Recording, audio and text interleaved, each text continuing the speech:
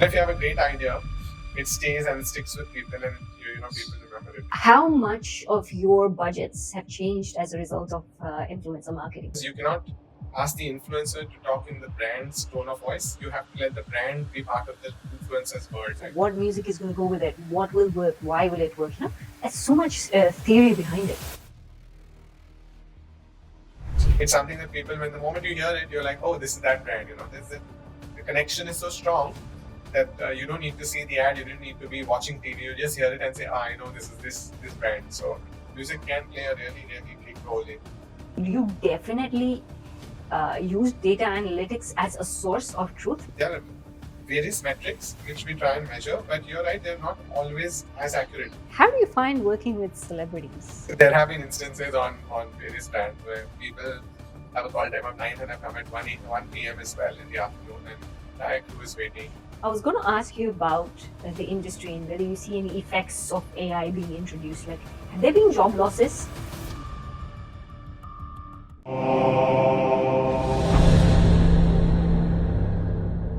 Today, I welcome Nikhil Mohan. Nikhil is an associate president at Ogilvy Mathis, one of the top advertising firms in India. Nikhil and I have a passion for advertising, so we discussed a lot of ads that he personally enjoyed viewing and those that I did. Let's get into conversation with Nikhil Mohan from Ogilvy Mathis. Hello, Nikhil. Thank you for coming on Inner Habit. Hi, Shruti. Lovely to be here. Thank you so much for having me. It's lovely to meet you. And you too, Luca. One of the major reasons why you and I have connected, other than Tanvi, is the fact that you are quite high up there in the advertising scene at Ogilvy and Mathis in India. Oh yeah, that's right. I wouldn't say very high up, but yeah, it's been a good ride, a good journey. 14 years. In fact, I finished 14 years on 11th of Jan. So wow. Just a few days to go, and that'll be a big milestone. Right. So I guess the reason you and I are speaking is because, one, I'm very passionate about advertising. I did graphics, as I mentioned to you earlier. And one of the interesting things is I actually studied in the United Kingdom, and so did you. Yes, that's common ground again. Yes, indeed. So tell me about you, why you went to the UK to study advertising.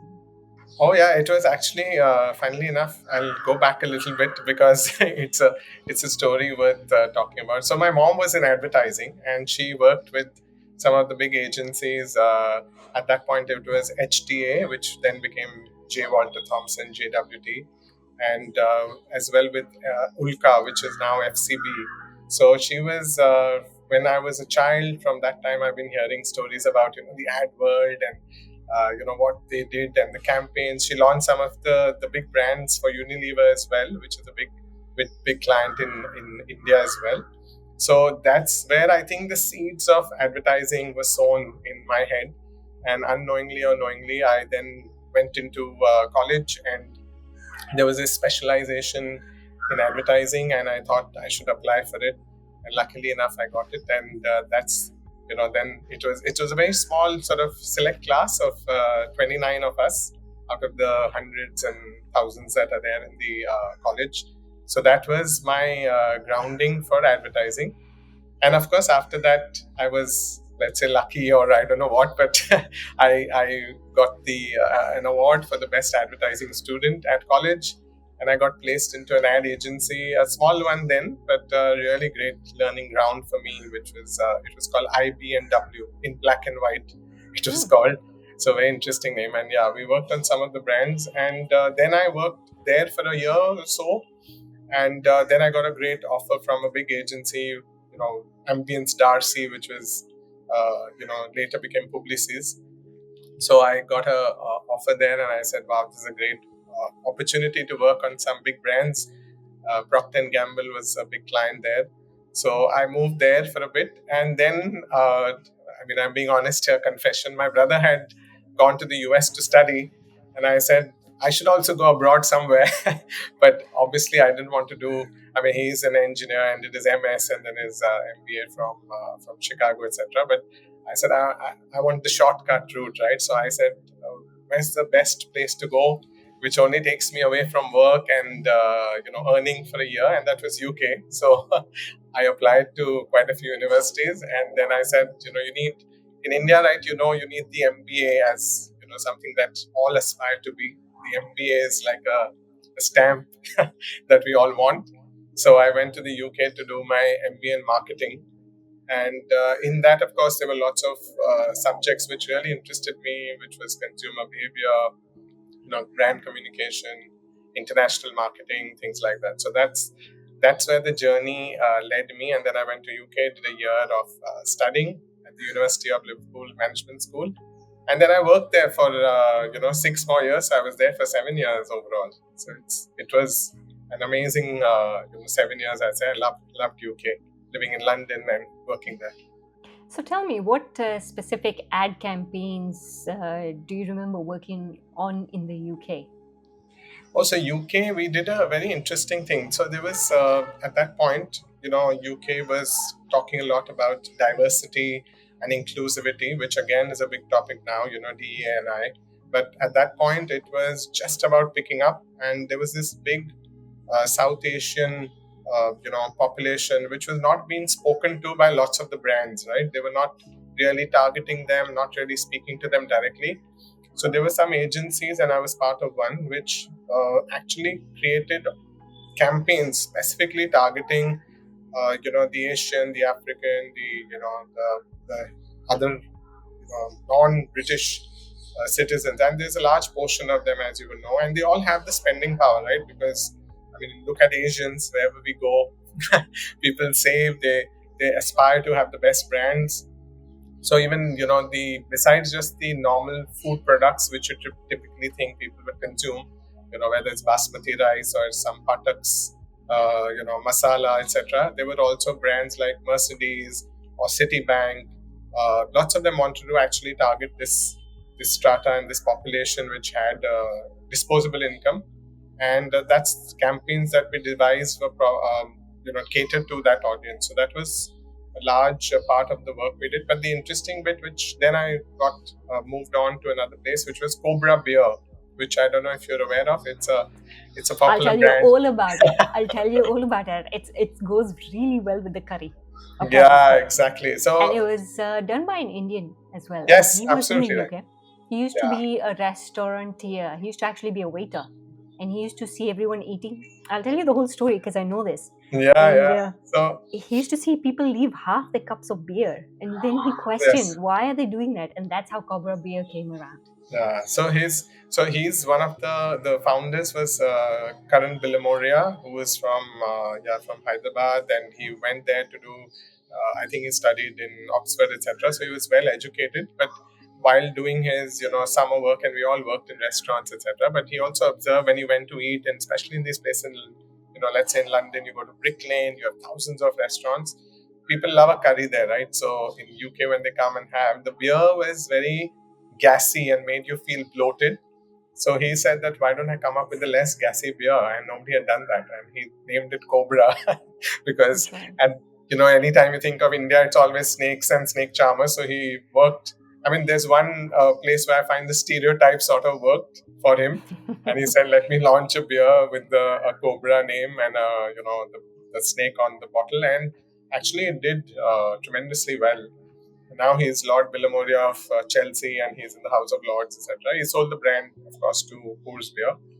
But the challenge there was, and that's a very interesting one. And how do you target, restaurateurs who are inherently, let's say from a descent or Bangladeshi, Pakistani, etc. Lots of them, they never can't have alcohol, right? But they need to be convinced to put this beer in their restaurant without ever having tasted it or ever having know the difference. But like, how is it less gassy, right? Because they've not had it. So, but to convince them to put it in their restaurant, say that I'll keep it here, and if it doesn't sell, I'll take it back. I mean, that was gutsy on his part. But we helped devise some campaigns to actually make the restaurateurs be more appreciative of the brand, of the efforts that the company is doing, and also build Karan Billamouria's profile as a philanthropic person, as well as what he's doing for the community, etc. So very interesting one there. Yeah. Yeah. Was he from Scotland or somewhere there? No, he actually is from Hyderabad, Karan Villamoria. So he's a Parsi gentleman. He married a Yes. South African lady there, and then he's obviously citizenship etc. was there. So and this was across Birmingham, Manchester, Southall, Brick Lane, all of those places where a lot of Indian curry houses and restaurants people frequent. Yeah. That's where the beer really sold, and it was, I think there were some 10, 12,000 curry houses across Indian restaurants, let's call them. But yeah, so I'm probably thinking of one of these other philanthropists who did ha, really well, and he started off in Scotland. That's probably what it is. I mixed hmm, up both of them, but in any case, no that eyes. is the story of him, and I do remember him. He was actually well talked about in one of these documentaries in the UK, and as Yes, part of my studies as well, it was something I really learned about. wonderful. The other thing I did learn about was interestingly Coca-Cola, and I did a whole Ah, thesis kind of a thing on Coca-Cola and how they started and how it was discovered by accident in the science lab. that's right. Yeah, so it was quite interesting. Now, advertising trends are changing. Absolutely. Yeah. What sort of trends are you currently seeing and enjoying at the moment?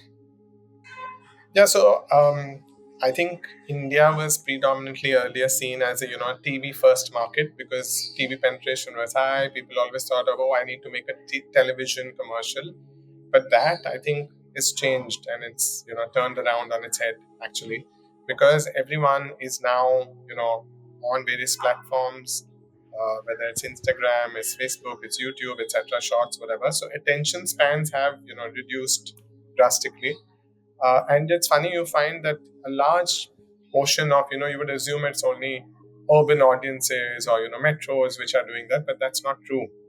With the, democratization of data, and that happened thanks to some players in the market which, give data for really cheap. People across India now are, consuming a lot more data, are all on these platforms. And I think the challenge is now that, how do you make people's, keep people's attention while, I mean, we still believe in storytelling, right? And storytelling is often 30 second, 45, 60 seconds. And with this short attention span and people scrolling, and the thing is that you scroll in one day the size, whatever the length of the Eiffel Tower and longer, and different stats people throw at you. But in that scroll behavior of theirs, how do you grab their attention, stop them, make them pay attention and take notice of your brand message, and without intruding in what they're doing, right? You have to do something which entertains them or is part of their behavior. So that's, I think, the interesting trend, definitely we are seeing here. And the challenge is, how do we do the same storytelling which was initially, there was one channel, Doordarshan, and then it became a few more, like Star and Sony and Z came out, if you remember the channels.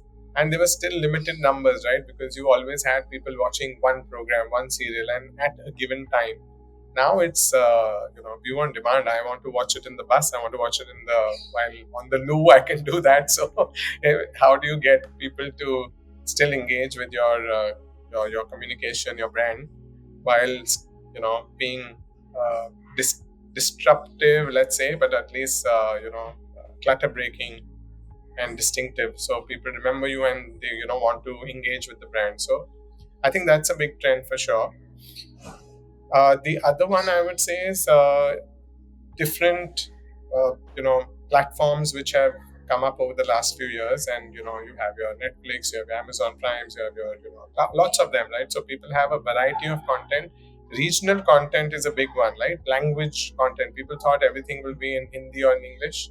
That's not true. The large growth of where people are going is all coming from regional content. So in my language, I want to view it in my language. So IPL in on a channel in Tamil and Telugu and Gujarati or Bhojpuri, commentary, live commentary on matches in that language. Now, who would have thought that, right? And then the number one or number two viewed channel after, let's say, Hindi. So that's the power of I think the regionalization and the local language. So I think that's the second thing that, coming from big cities, we often think, oh, people understand Hindi, and let's we think in Hindi or we think in English. It's wrong. You need to think in the local language if you actually want to connect with that audience. It's very interesting you say that, because even in my world, even if I look at podcasting today, Yes, I have a similar situation where I'm now thinking of, well, I've got 1 minute to, or 30 seconds. The first 30 seconds is what counts for an attention span. And then yes, I've got my podcasts and so on. And the most interesting thing is when I look at my own behavior patterns, and I tend to sort of, you have to analyze things from all ways. Like you said, you in your world you could analyze everything. yes.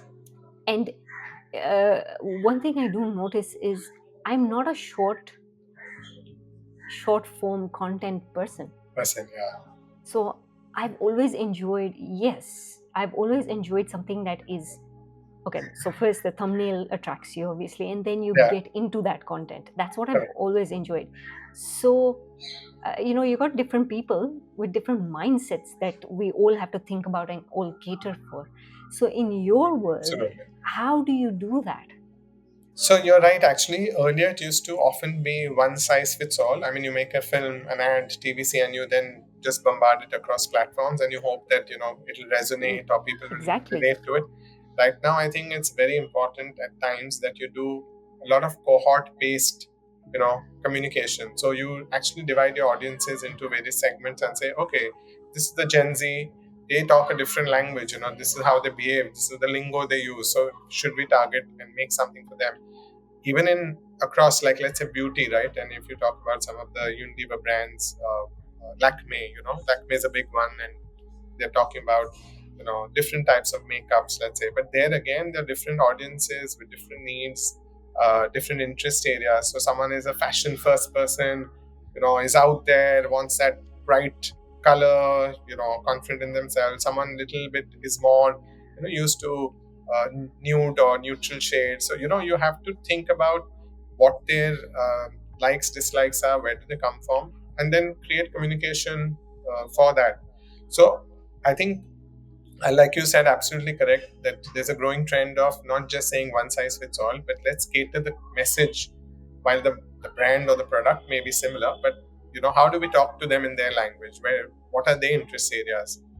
Is it fashion? Is it beauty? Is it something else? And then weaving the message from that perspective or that point of view really really helps. You've mentioned Unilever as one of the brands, but you've also worked pretty closely with Coca-Cola.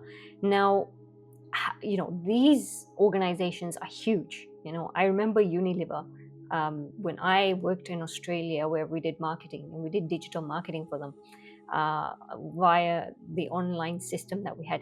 Now, Coca-Cola and Unilever being so large, and Coca-Cola being appreciated by so many different generations, how do they do their research? Like, how do they know the sort of the market segments that they should be targeting? Because they've got different age groups, right? Actually, there it's again very interesting because they have a large portfolio. If you remember, there is one end you have the, and I'm talking about the Coca-Cola company here. You've got Thumbs Up, which is a big brand. It's a local jewel here. You must have obviously known, heard of it. I mean, it's a childhood drink, right? And when they came in, the thought was that we'll phase it out. It'll be the local international brand which will do all the heavy lifting. But consumers love the taste and they don't want to move out of it. So when you talk about Thumbs Up, it's a very different, let's say, a TG, target audience, as well as the strategy you use on Yeah. that. But when it's Coke, it's a very different way. Then they have, Sprite. That's a very different audience again. So and then they have an entire, new area of nutrition, which is, juices and value-added products and, milk-based products, etc. So the TG for all changes, and you really need to have your your finger on the pulse to know how habits are changing and what people are liking, out of home consumption, in home consumption, what is the right pairing to do with food, whether it's burgers or pizzas, or is it your parathas and dosas, or rolls biryani, like thumbs up is well connected with biryani, and they've taken that as their combination. But a Coke does it more with a pizza or a burger or a sandwich sort of dish. So understanding the audience, their habits, and they do, of course, quite a lot of extensive research, but even it differs from region to region. In fact, north behaves quite differently, west and will be quite different, south will be different, depending on the food habits, on the weather. And initially, if you remember, summer used to be a big period for all soft drinks, right? Now the aim is, how do you de-seasonalize it? How do you make them have it on more occasions throughout the year? So that's another big area or big challenge for us. And we also compete with everything, right? The Indian palate. We have the chas and the lassi, and we also have chai. So if you talk about the share of throat, which is anything you drink, you're always competing with multiple things at a given point. Yeah, that's very interesting you say that. I would have never thought about it when now that you mention it. Yes, you're competing with a lot in India, whereas I think abroad in the UK you're probably looking at competing with Pepsi versus Coke, which is a big thing. Yeah, so I never thought about that. Very interesting market, actually. Tell me a little bit about the really good campaigns that you worked on for Coke and Unilever, the interesting ones. So, I mean, one which is really close to my heart, and obviously, what really did well for the business and the brand is something that we did just after people are coming out of lockdown after COVID, and this entire thing around Diwali. Diwali is that big festival here, and it's like Christmas anywhere in the world, where people meet. And but people had got so used to just being on their gadgets and devices and wishing people just a happy Diwali on the phone, not making the effort to go out. So the entire thought was, this Diwali, don't just greet, but go out and meet each other. So the whole thing was encouraging people to go out, meet each other, and physically, wish each other, because that's when the festival really feels like a festival. So what we did is a very interesting bit, which we put a cap on a bottle, which was called a lock bottle, and it didn't open till I meet you. So I send you the bottle and I say, hey Shruti, this bottle will only open when you meet me. So let's meet on, the whatever so and so date around Diwali. And then when you and me meet and we find a place or whatever, it opens with my phone. So my phone unlocks the cap, and then we drink it together. So more than the actual act, it was the thought which really resonated with people, and people loved that campaign a lot. And it made people think that it's we are too much on our phones and gadgets, but the joy of personal connections, of meeting, is very different. And that's when a festival really feels like a festival feels complete. So that was one on Coca-Cola, which is a really nice one, and very culturally relevant to India as well. The one on Unilever is a brand that I worked from the beginning, where I've been on at Ogilvy, which is about 14 years now, which is Brook Bond Red Label. It's a brand of tea, chai, as we call it here, and that stands for something called Taste of Togetherness, or Swad Apne Pan Ka, which is the Hindi version of it, which is, I think, a little more evocative and meaningful than Taste of Togetherness. But Swad Apne Pan Ka is what we believe is tea has the potential to find common ground. Common ground is often just a cup away. So you have a lot of issues with each other, with people, but often over tea they can be resolved. So the entire topics that we've taken across the years have always been, whether it's a film related to a transgender and how people often treat transgenders in India, thinking that they're a menace, or it was about the religious divide of Hindus versus Muslims, or it is someone who is a blind person and easily trusts someone on the train with a cup of tea, and how he says that I don't judge a book by its cover equivalent, that whole the whole phrase, which makes people around him realize that yeah, maybe we are being too judgmental because someone looks a certain way. We often are fast to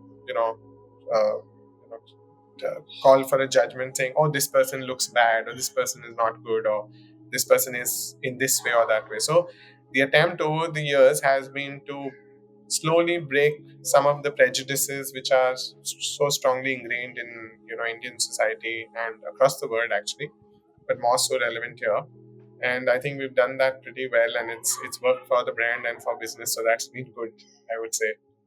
So now here's a good question. Influencer marketing is, I'd say, changing the advertising landscape hugely. Now, when you think about it, I'm sure you probably work with a number of influencers, because if you didn't, Yes, of course.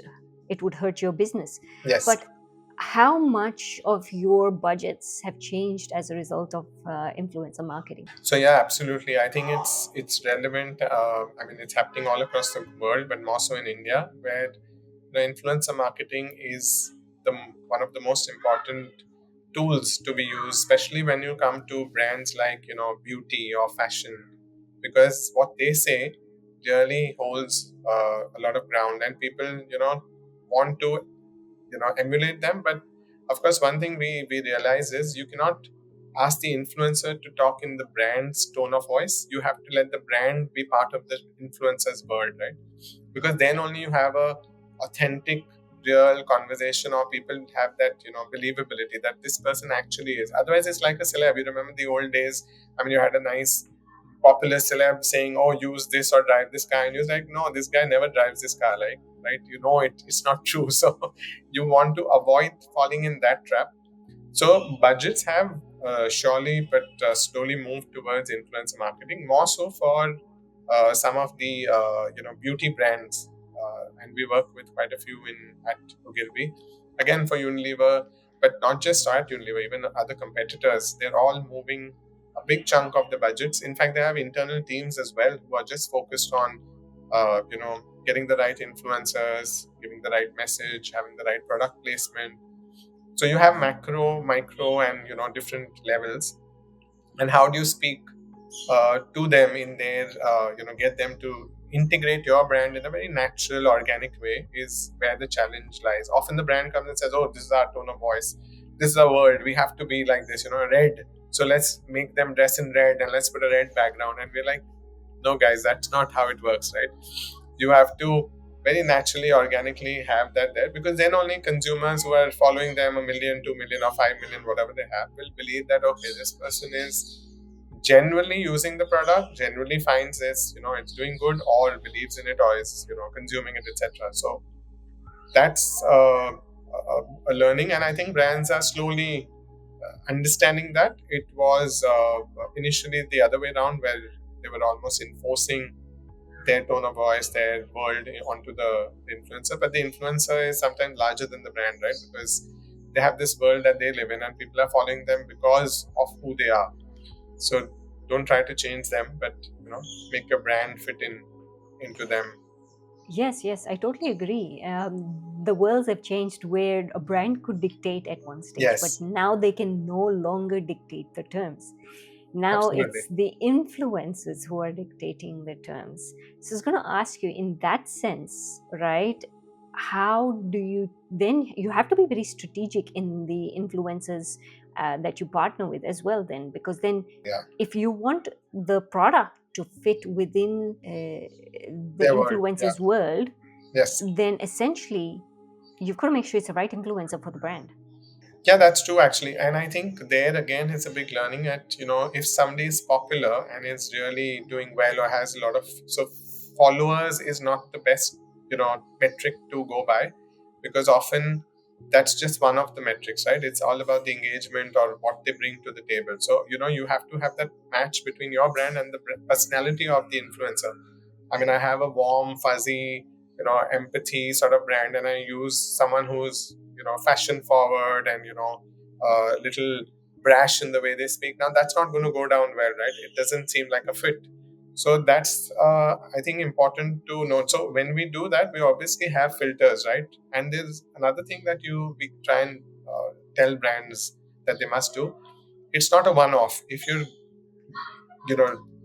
getting an influence on board, think of them as a long-term strategic, yeah, opportunity, or a partnership, So when you have a partnership, it can't be just a one of, oh, I'll give them a post and I'll pay them for one and that's it, right? Because then it looks like an ad, right? Then it's Hmm. like one of the big stars, Shah Rukh or an Amitabh coming in just doing some Vimal Pan Masala or some brand like that, or whatever it could be. But you need to find the right fit for your brand, and the personality of the influencer must match with the personality of the brand, and then you look at some long term. So we put down a list of tenants to follow, the principles, and then we give them a brief of saying this is the brand world, this is how it works, this is what the brand does. Now you go ahead and use it in your own world the way you like it, right? We can't dictate, here's a script, why don't you do it, right? Because that doesn't work for them.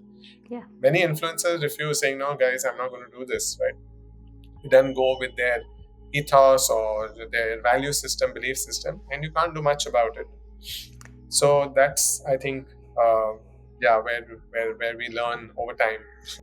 Have you ever experienced this? And I think at one stage I've seen this happen where, for example, an individual was promoting, I say, a Coke brand, but was, well, a celebrity was promoting a Coke brand, and part of their role was to, be a brand ambassador of Coke, but they ended up drinking Pepsi on one side and were caught.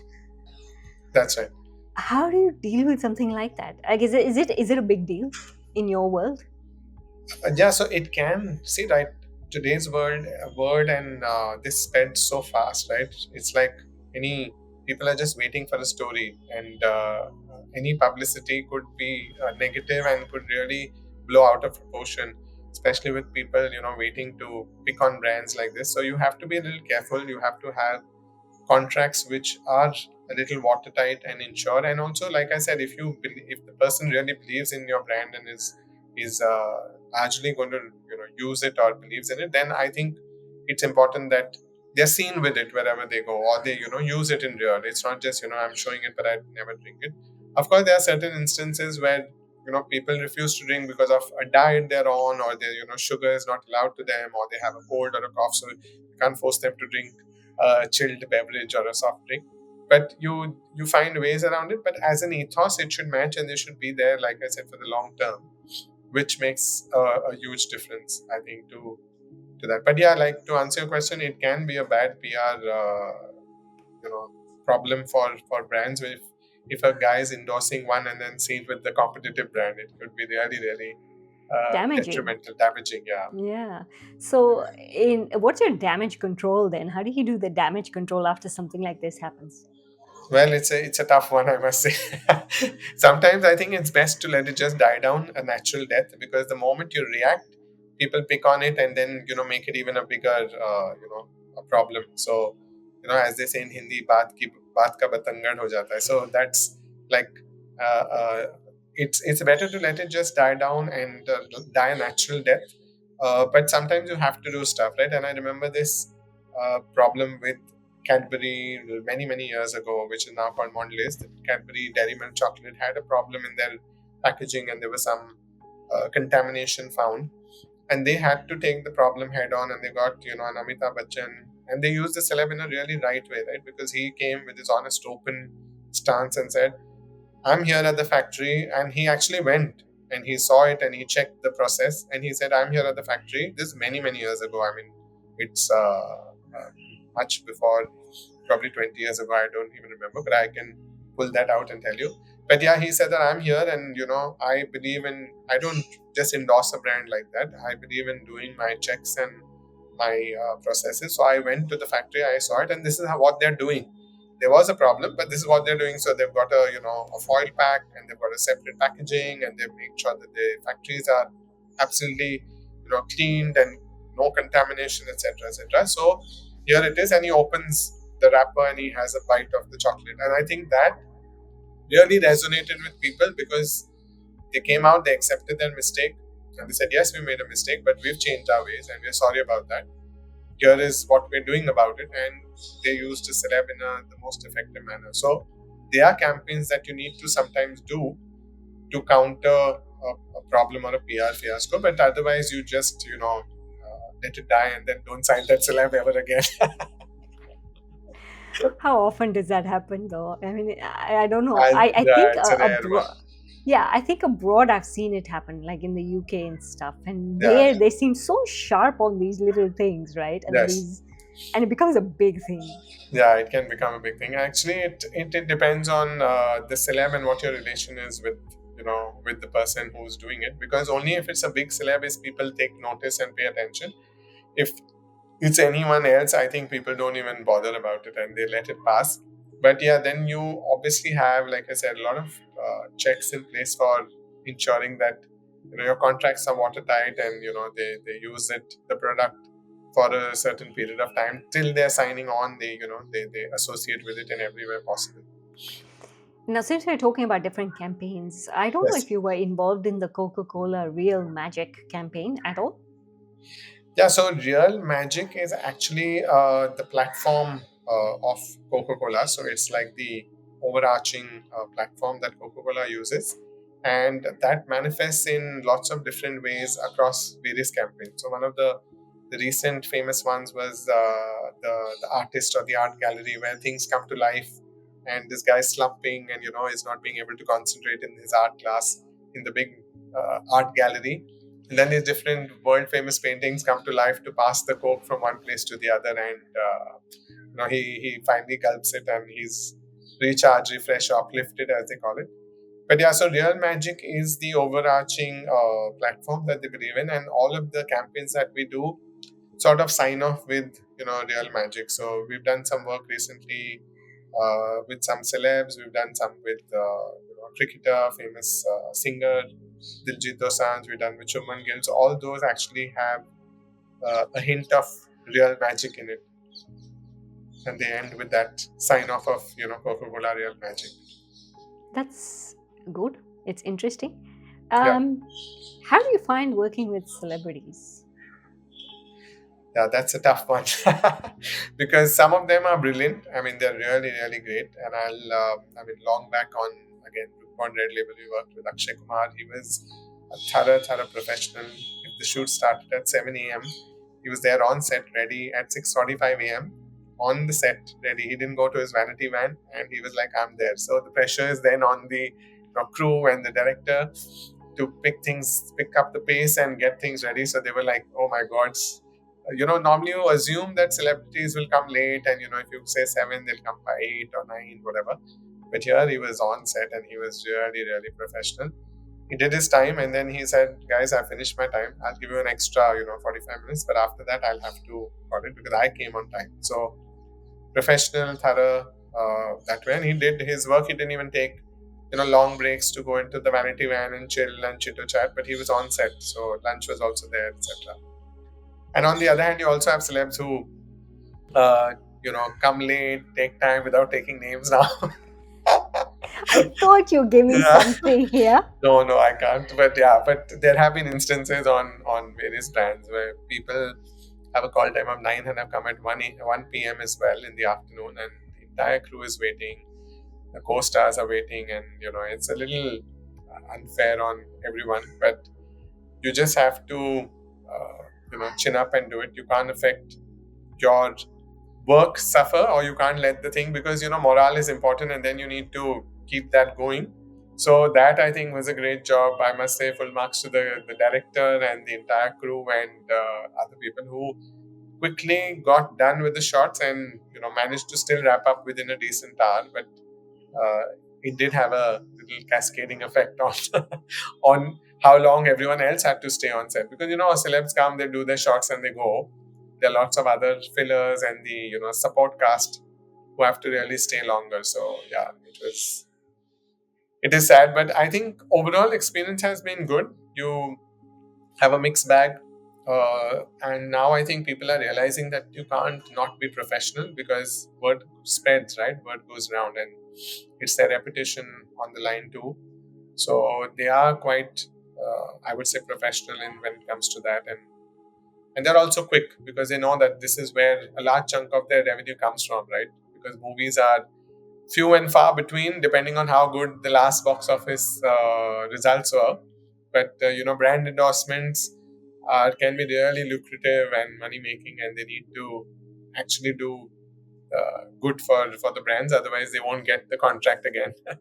So they realize it. What's your view when I turn around and say to you that it depends on box office results, but those can be sort of Tweaked. changed, Yeah. tweaked? Yeah, good word, tweaked, Yeah. to So make it there look is. like. And Yeah. I'll be more specific. Yeah. Sure. So they get tweaked to make it look like it's a hit, so that Yeah. movies get a lot more money from the Netflixes of the world. Yes. So yeah, that's been a recent controversy, I think, on a few films as well. Again, without taking a lot of names or instances, but yeah, I think um, word of mouth or actual reviews are the best way to judge a film. Of course, box office collection, like you're right. Often we find, and we are, it's mind-boggling, right? The numbers they make, and you're like, really, this movie is made so much, and what's in it, right? Why are people watching this? It's quite, crass content, or it's demeaning, putting women down, etc., etc. There could be a lot of things which are not right on that film, and there are other films which are beautifully made, really sensitive topics, really well acted, not big stars, but great actors, and they don't do so well at the box office, and that's really sad for them because they deserve better, and they should do better, but unfortunately, yeah. So there are lots of again, PR articles, big newspaper front headlines you'll see where they say, "Oh, great film, great review," and when you see it, it's absolutely piece of crap. So Well, to be honest, everything works on money these days. yeah, it's a shame. I mean, some things like that seem to be still happening, but yeah. But then, like I said, it's the voice of the real people who go out and watch it, and word of mouth is the best. So when you have two friends going and say, "Oh, that movie's crap," I rather trust them than the reviews in the paper or the box office collections, which have been reported. I don't know the real ones, but I'm assuming they are genuine. But even if they aren't, you go by what the The word word of of mouth mouth is, is. yeah, Yes, yeah. I totally agree. As a daily consumers of or daily viewers of yeah, entertainment, I think that's the best way to go and not believe what everyone or what the papers say sometimes. But in any case, we are where we are, so we have to deal with all that. absolutely. Whilst we were talking of campaigns, I wanted to Yes, tell you of two campaigns that I really love in yeah, my sure. life that I still remember till today. Now, the first campaign was a Colgate. I don't know Oh, if you remember where the Colgate guy smiles and he lights up a whole dark room. And every time he walks, he's lighting it up as he's going along. yeah, that's right. I think if I'm not mistaken, you're talking about one which was Center Fresh, which is Yeah. a happy the chewing gum, which is the whitening one, and they Oh, almost like, yes. yes, it's Center Yes. Fresh. I think There's another one one where I of thought it those. was a, yeah, it Yeah, was one of so those or a Colgate one where he yeah, smiles and he brightens up the room. I don't know, something like that happens. correct. So that was the one which was, I think, done, and it won a lot of awards. If I'm talking about the same, maybe referring to the same one as you are, where he's actually used as the at the front of a car, and he's like smiling, and the headlight is on, and he's hanging on a chandelier, and he smiles, and the entire room lights up. So those were some fun. Yeah, it was a really wild, wacky execution done many years ago, but really ahead of its time. And like you said, really memorable. Most people still remember that ad, in fact. And there was one in the United Kingdom. I don't know if you're familiar with this, but it Which was one was that? the Peugeot ad, where this elephant actually recreates a Peugeot 306 or something like that. Oh, yeah. The one that they crush it to make the shape the Peugeot, same. yeah, the Yeah, car. And then they show the elephant, and there's this Indian music in the background. That ad was interesting because I don't know if you're aware, but it was a French person who actually created the ad. The French team created the ad, but it was but they actually use a done by track. the Germans or someone like that. So Correct, correct. there was always this thing about it where they were like, wow, you know, the Europeans, like the French and the Germans, have finally come together Finally to come create together. magic. Yeah. So that also won quite a few awards in Europe.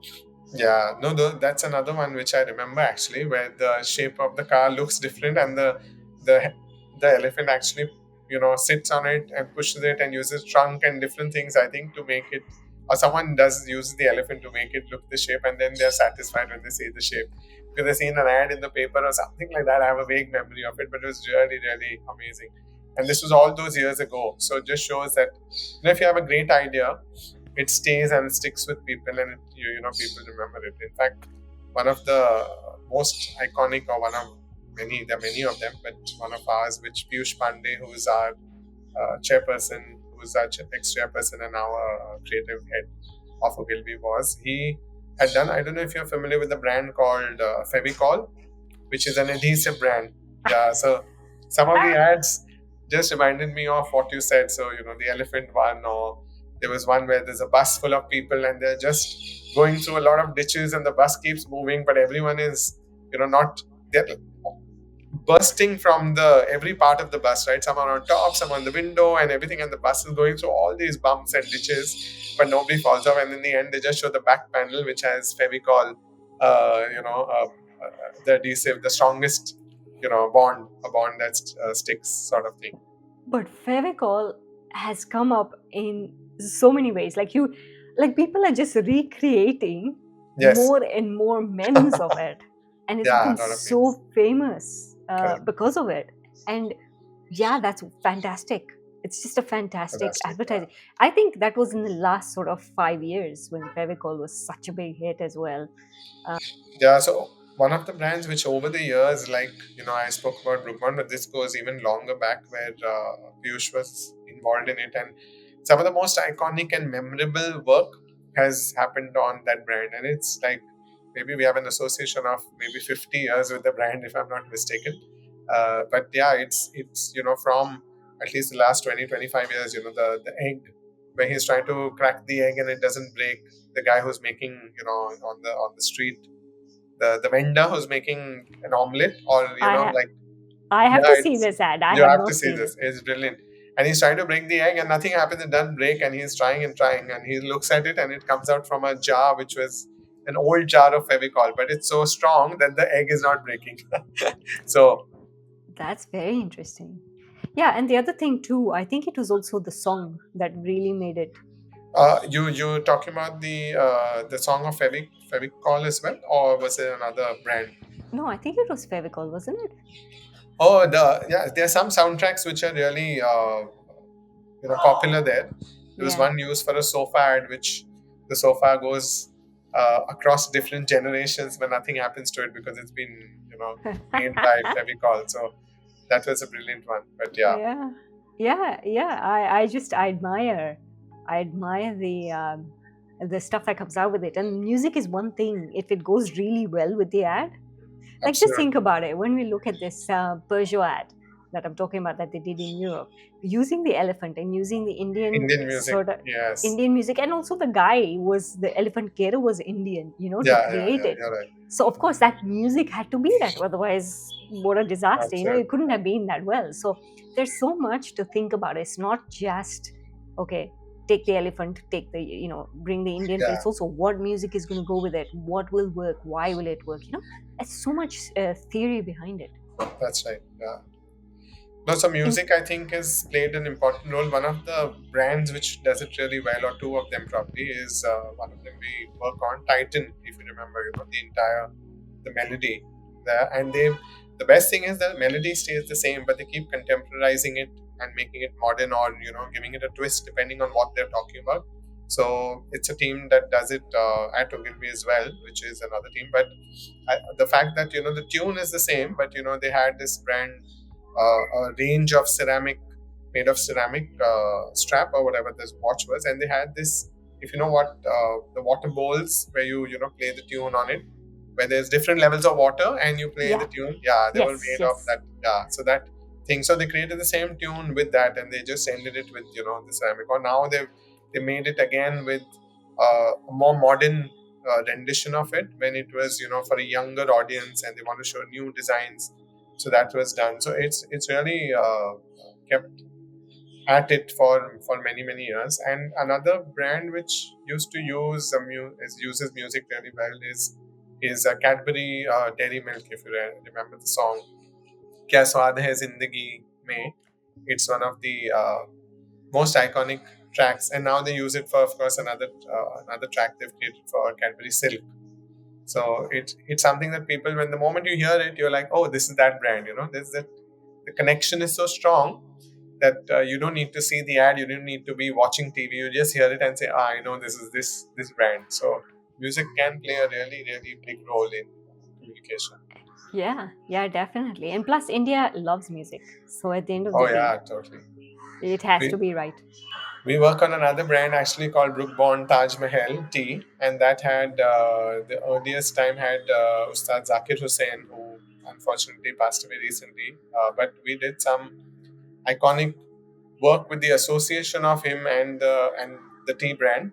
And recently we did outdoor, which was actually the rain played they created the symphony, because when the rain fell, it actually made the hammers move and created a. It was called Make Santur. So if you do have the chance, do look it up on YouTube. It's Taj Mahal tea makes Santur, and it's actually the rain that creates the symphony. So that is how you can take music to another level. And this is classical music, right? But everyone saw it, everyone loved it, and really resonated with people because thanks to the rain, it's creating a melody which you would never imagine. So was that actually planned, or was it all of a sudden that the music was?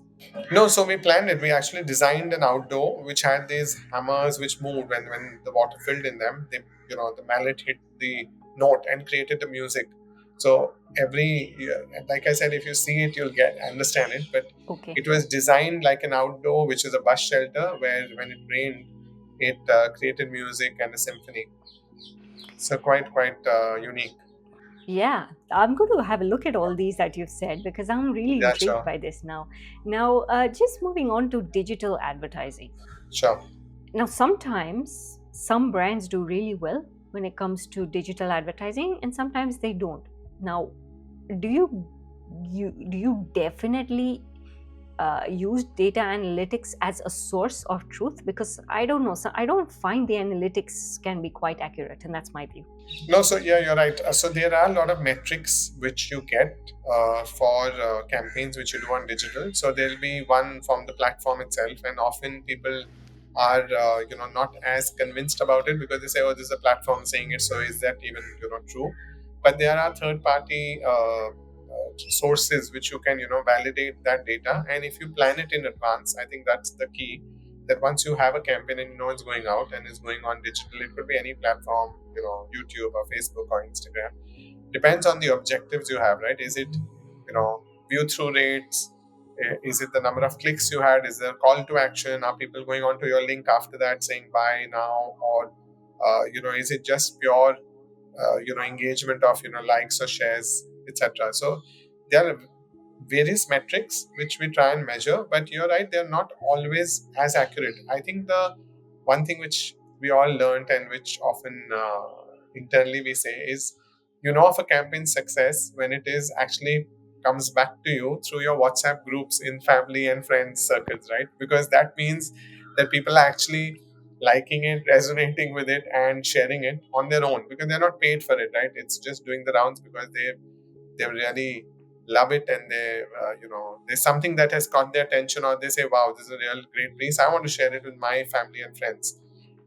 And that's a real test, and it doesn't happen all the time, it happens sometimes. But yeah, that's one way to measure. But yes, of course, you can't always wait for that to happen. You do need some metrics to measure. But I think the thing is to have some, use your own judgment rather than just depending on data, because you have, it's like a TV ad, right? You put the ad out on television, or it's like a program, they have a rating, TRP, or a rating point.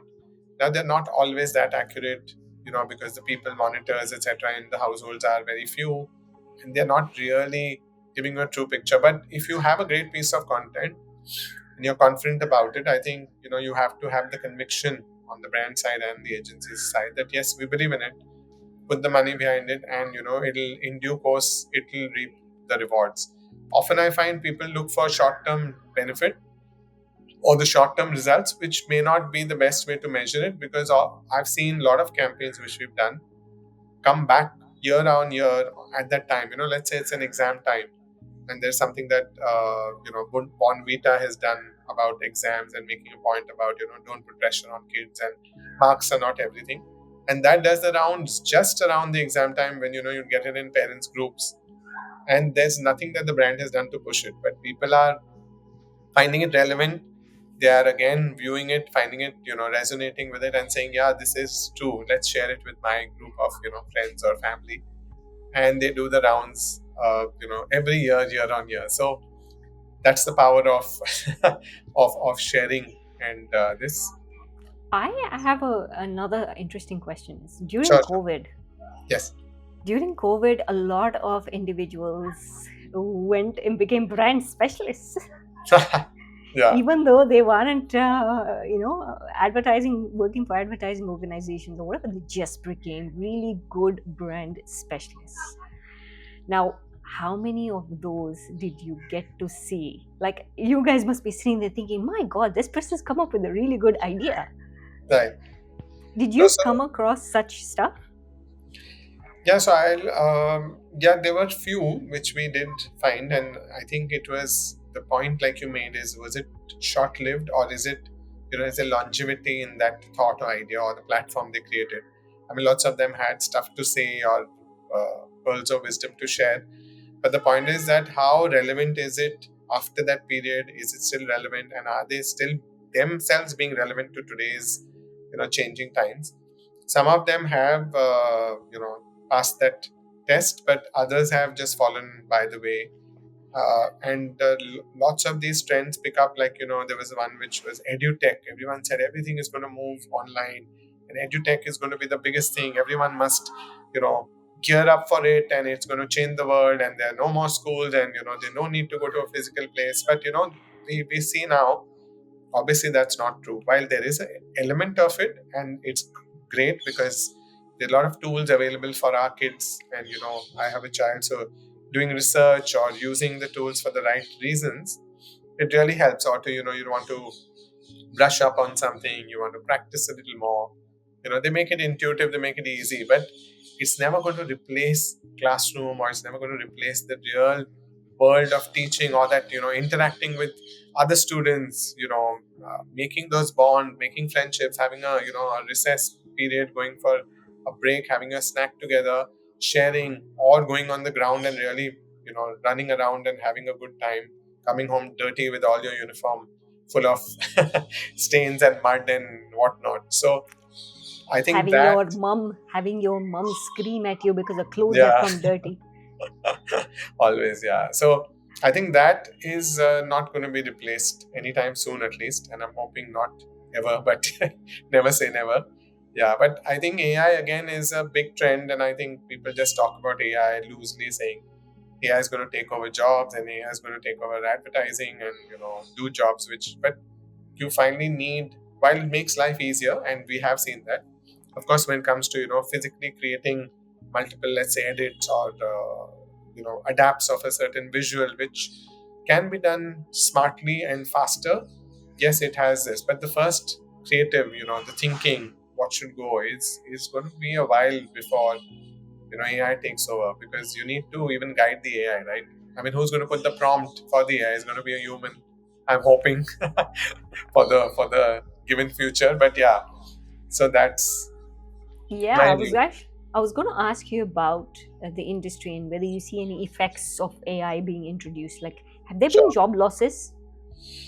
Well, see, there are certain roles which were, let's say, menial tasks, or which were repetitive tasks, which might go to AI, or AI might do it faster, let's say.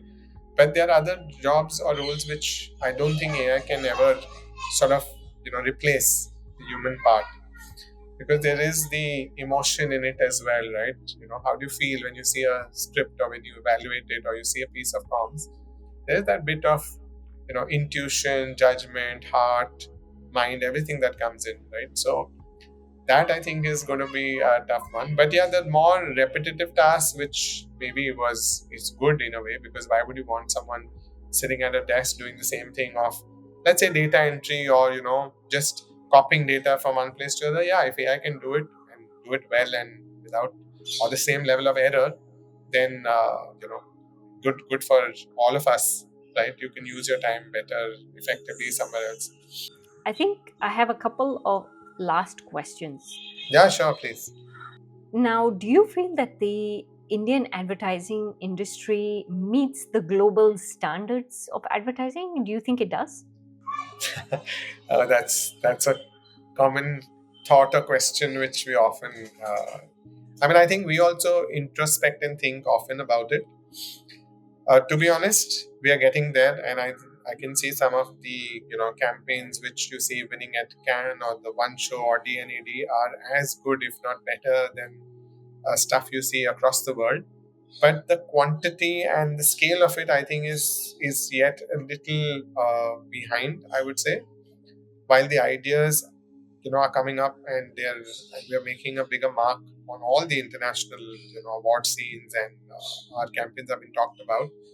But yeah, the scale of them, or the quantity or the quantum of them, maybe there is where we have a little gap to go. And you'll see that even in, I mean, talk about the Oscars or the BAFTAs or the any of the other awards, the Grammys, etc.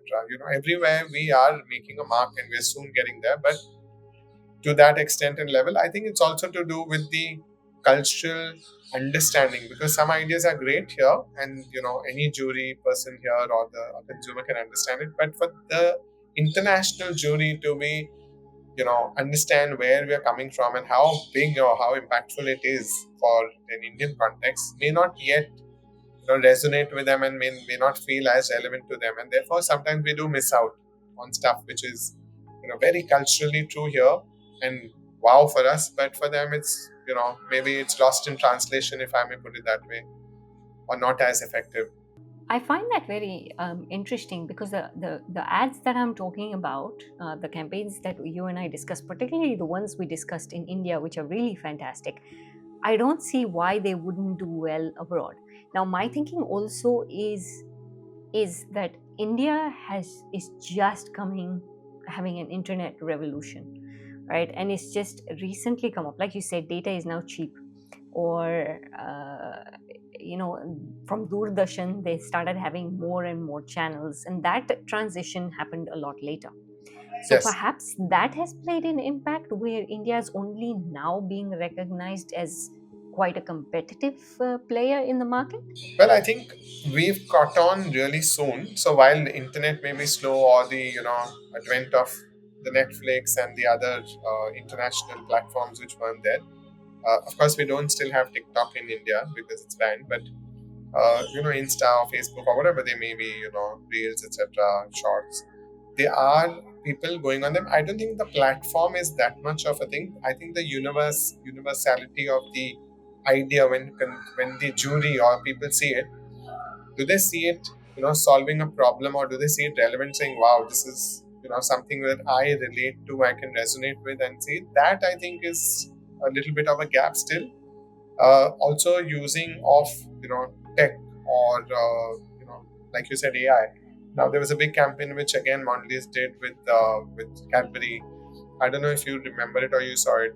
Not just a Cadbury ad with Shah Rukh Khan, which used this large platform of there were lots of shopkeepers who could use actually type in their shop name and the location, and through AI Shahrukh would actually call out their shop name and their location. So the ad had that inbuilt in it, and you could modify it for your own purpose and use it to promote your local store, right? So that did really well across, because there was scale in it, there was use of tech, it was relevant everywhere, and that did wonderfully well across all the international awards.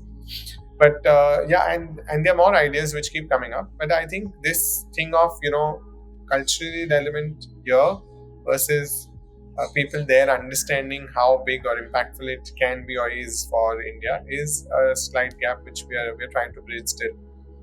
So yeah, that's where I feel we are. But yeah, we're making big strides, I must say, and soon we'll be competing with the best. I do see that. I do see that. I mean, when I look at the market and the ads over here, I obviously won't make much comment, but I don't think I watch as many of them. Let's just put it that way. I've not seen a quality ad in a while. Let's just put it that way. Now, in 2025, where is this market or landscape of advertising going towards? We know that digital is playing a huge scene, but what is the thing we should all be looking out for? Yeah, I think one is personalization at scale, which they've been talking about for a while, saying that how is the ad personalized to me, so that everyone who sees it, every Nikhil, every Shruti, every person says, oh, this ad is for me, and it's this product is something that I resonate with, and it's in my where I'm watching in my platform. It's not an interruption, but it's like comes naturally in my viewing habits or what I like to watch, or and it entertains me. So one is personalization, I would say, at scale. The second is, I think, riding on culture, because that's such a big thing now, right? That's the big trend. And how can you ride on a movement which is making a significant thing in culture and making a mark? Brands need to be aware of that, change their strategy as per that, and ride on it rather than ignoring it.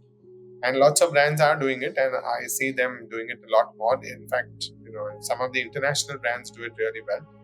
But whether it is music, which is big, or it's a celeb, or it's an artist, right? There's so much that you can do, and ride it, but even shape it. Like a brand shaping culture is where people then start talking about it, because you're so ingrained into their everyday. So that, I think, is the other big trend we'll see. And of course, more of this, like they say, lot of platforms, lots of short attention spans, but still trying to grab people's attention will continue to be the challenge for 2025. And that's where the landscape, I think, is moving to. Thank you so much, Nikhil, for joining me. It was a wonderful conversation on advertising and the world of advertising, which I really am passionate about and still love today. Thank you so much, Shruti. It's a pleasure being here, and I loved the chat. It was really, really nice. So thank you for inviting me and having me on your show. Anytime. Thank you.